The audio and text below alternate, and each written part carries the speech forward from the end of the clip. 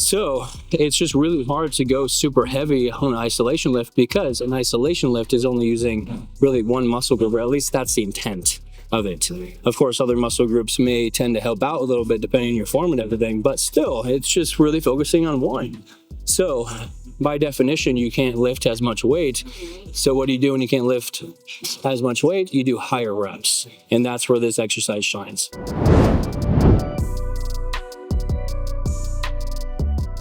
Today's episode is going to focus entirely upon a hamstring and glute focused leg day. So it's going to be working the whole posterior chain of the lower body. We're going to start with 3 sets of around 6 to 10 repetitions or so of the Smith machine Romanian deadlift variation. And then we're going to get into 3 sets of around 8 to 12-ish reps of the seated hamstring curl machine. And then we're going to finish off with 3 sets of around the 10 to 15 mark of the plate loaded machine hip thrust variation to really drive home the adaptations and the response that we want out of our lower body. And along the way, I'm going to be talking all about certain variables pertaining to those lifts, exercise order, why I like them so much, their strengths and weaknesses, and so on. So stay tuned for this one. Let's get into it.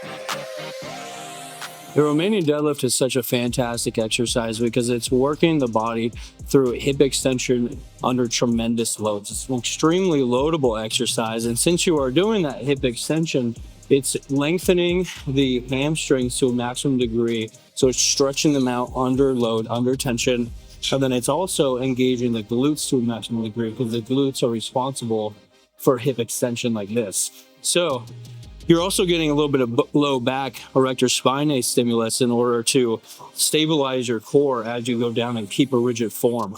So I think that for all those reasons, it's an absolute staple of an exercise. I prefer a Romanian deadlift over a conventional deadlift because a conventional deadlift, you're losing tension at the bottom since you're hitting the stable ground.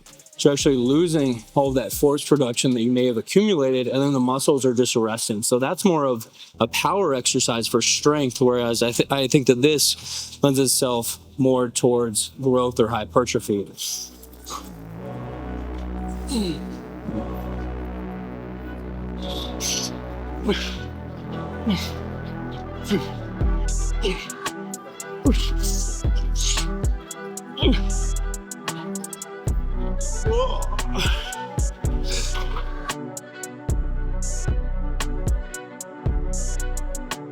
Honestly, as long as you're enacting hip extension like this, and you either have the bar axially loaded, so throughout the spine, or you're holding onto it, that's going to be pretty much the same variation. So whether you prefer a good morning or a RDL of any sort, you could do the Smith machine like I am here, you could do a barbell, you could do a dumbbell, whatever floats your boat. You're going to be checking that box and getting all the benefits out of this movement pattern.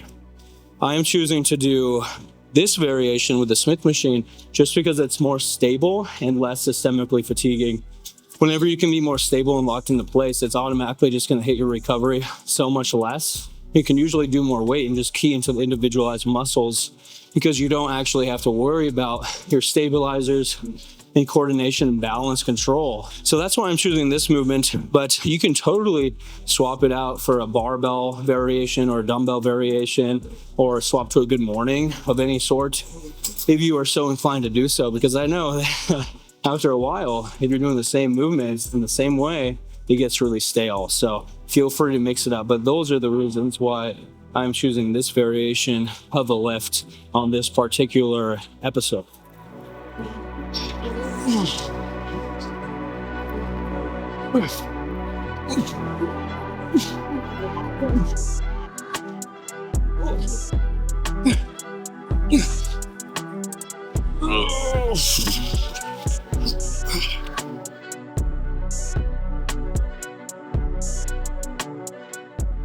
The only real gripe that I have for this particular variation of an RDL is this Smith machine kind of concaves outward like this. So it's actually at an angle, at a slope, instead of straight up and down. And I would much rather straight up and down because that mimics the natural curve of how your body wants to do this lift. Like with a barbell, you're not going to be going out forward like this. Otherwise, that would be deemed really improper form. And I think that it puts more stress on your low back than it really deserves. And, you know, I could have went the other way and then it would have been sinking in a little bit. That one isn't really ideal either, but it's a little bit better. However, for the camera angle, I decided to do it this way, which is kind of a dumb reason, but I don't know. That's just what I decided upon. So that's my only complaint, is just this specific Smith machine. So if you guys have one that goes straight up and down, I implore you guys to try that one instead. And then in terms of exercise ordering, and I'll talk more about this later, but I always like to either start off with like an isolation lift before I hop into a heavy compound lift like this, where that's for the pre-exhaust notion. Or I like to begin with this because I'm freshest and it does demand a lot, and just do enough warm-up sets so where my hammies and my glutes are warmed up enough in order to attack it with the most vigor and intensity that I can. Either way you swing it, this should be in the first half of your lift, no matter what, in my opinion, just because it is so taxing. And if you were to throw it on the latter half towards the end, there's a way greater risk of form breakdown and you ultimately hurting yourself and sending yourself back, you know, months and months if you're not careful.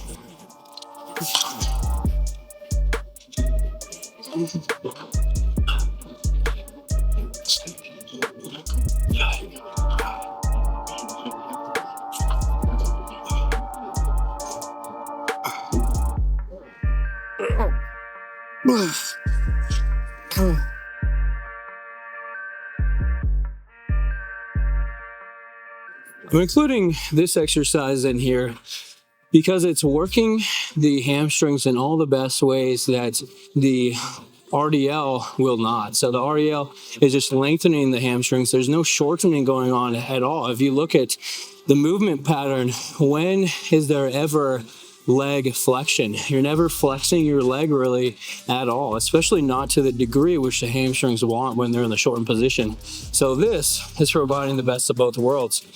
It's kind of, I think of it as a great pair to an exercise like the RDL because it's working the hamstrings in the other way. You're actually, it's the hardest in the most contract position, which is the most shortened position. So by including both, I think that you're really getting the hamstrings to a great level. And you could definitely do it non-seated. You could do something like a prone hamstring curl where you're actually on your stomach, which is also a great exercise. But I think that this one provides a greater stretch at the very end of the lift that the prone variation does not include. Wow.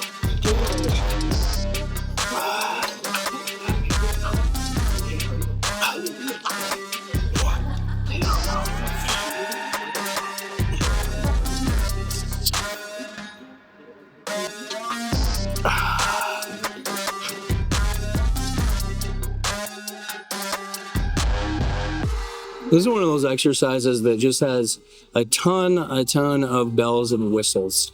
I mean, there's so many adjustments. You got the adjustment for this portion that really clamps down your knees. You got the adjustment for the pad where your heels go. It can go out or in. And then you also have an adjustment for the whole setup to go up and down, as well as a back support adjustment. There's like 5 different adjustments. So what do you make of that? What's the real objective here? Well, you kind of want to be able to stretch out your legs as straight as they will go and as far up as they will go. So I bring it up to the highest degree and then out as far as my heels will allow to still get a good leverage point on the weight.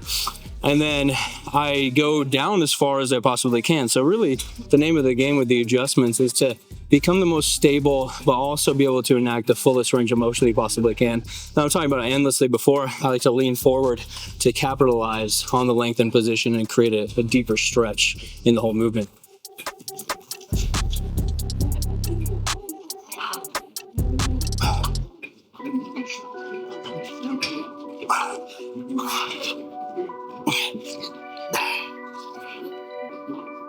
As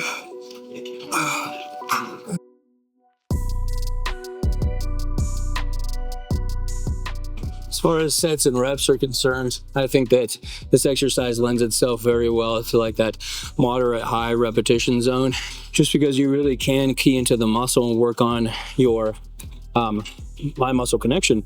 And it is an isolation lift. Like, I think the isolation lifts just fit more towards a moderate to high to super high rep zone instead of the more lower repetition zones, because a low rep zone, what is that? It's heavy weight for low reps, at least if you're doing it right. By definition, that's what it is. So it's just really hard to go super heavy on an isolation lift, because an isolation lift is only using really one muscle group, or at least that's the intent of it.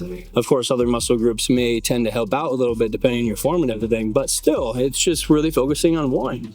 So by definition, you can't lift as much weight. So what do you do when you can't lift as much weight? You do higher reps. And that's where this exercise shines.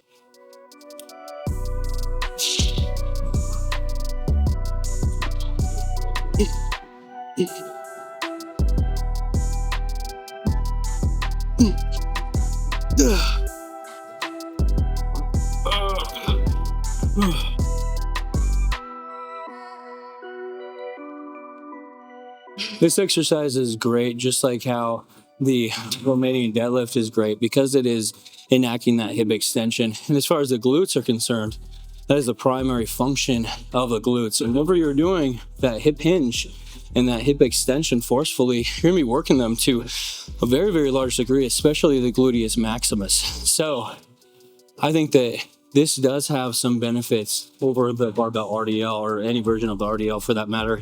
And the main benefit with this particular variation of a hip thrust is that you have that back support. So it's removing the core from the exercise, and you're just getting to focus in to that hip extension for the glutes. So it's almost like an isolation lift for the glutes, but it's so well loadable. And of course, you're using like a little bit of hamstrings and a little bit of quads as well. But because you have that stability component and it's very easy to get into position and everything, it's not super taxing. I think that it's a great, great lift. Now, you could totally try for like a barbell variation or a dumbbell variation, maybe even a single leg dumbbell variation instead. Those would be good substitutes, but I think that they're missing that stability factor like I've been talking about, because you don't have that back support. And especially with a barbell variation, it's so difficult to get into place, and then you have to hip hinge it up and everything.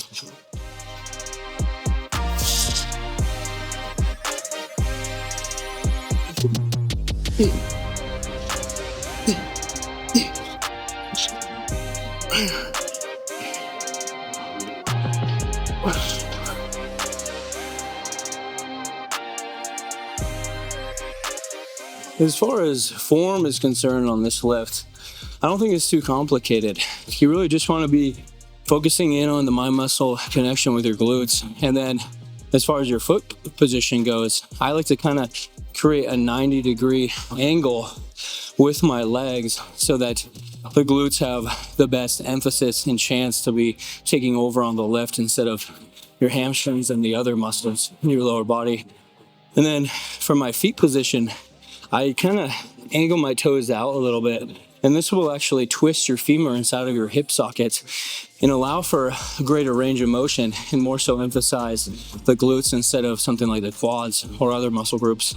And moving on to tempo, I'm going slow and controlled, very deliberate on the eccentric or lowering phase, and then more of a catapult on the concentric, just kind of forcing my way up. And I think that locking out is really, really important on this exercise. You should kind of be squeezing your glutes a little bit at the top, and then making sure that you get deep enough on the bottom end of the range of motion in order to trigger a little bit of a stretch.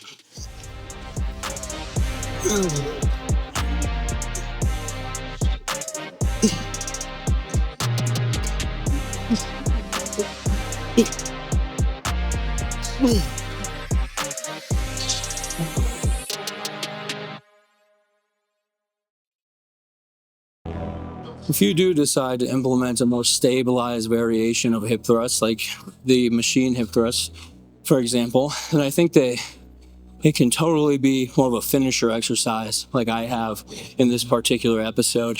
I think that because you're so stable and locked into place, you're not having to use your core as much. There's not as much coordination and balance being concerned.